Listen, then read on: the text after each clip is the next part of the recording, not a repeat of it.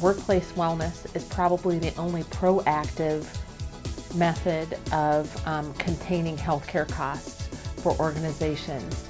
You can sit by and watch your employees get sicker. You can penalize them whether they're healthy or not by passing on the healthcare costs to them. You can absorb some, but at some point that starts eating into how viable of an organization you are, because then you start making decisions based on your compensation and benefit costs. I think worksite wellness is very important, especially with the Affordable Care Act coming up. Some of the insurance programs out there are really going to focus on blood pressure, cholesterol, blood glucose, your body mass index, so your weight to height ratio, and smoking cessation.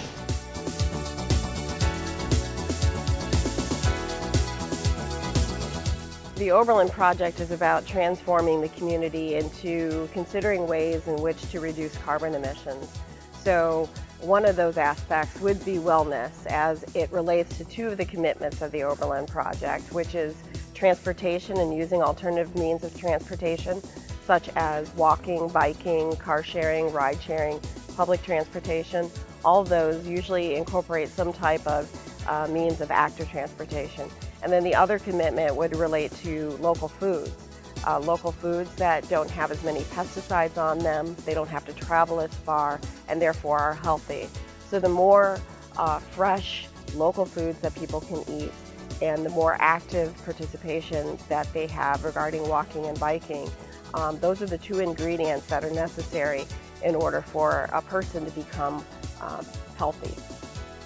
Colleen Smith and I work with a parish nurse program that's at Mercy Hospital in Lorain, and we have Tai Chi and EASE on Monday morning. EASE stands for Exercise with Arthritis Made Simple and Easy. We have men and women that attend the class, and then we usually get to laughing, and laughing is a good exercise too.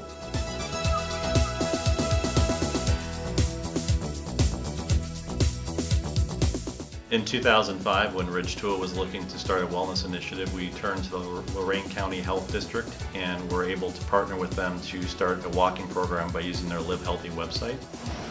I think for any HR professional to come to the Worksite Wellness workshop and be able to network, see what types of best practices are out there that different companies and different organizations are trying, and then not necessarily recreate the wheel, but see what other places are doing, see how they can take that into their own organization, survey their employees, see what their definition of wellness is, and then try and fuse those two together into a strong wellness program that that organization can sustain.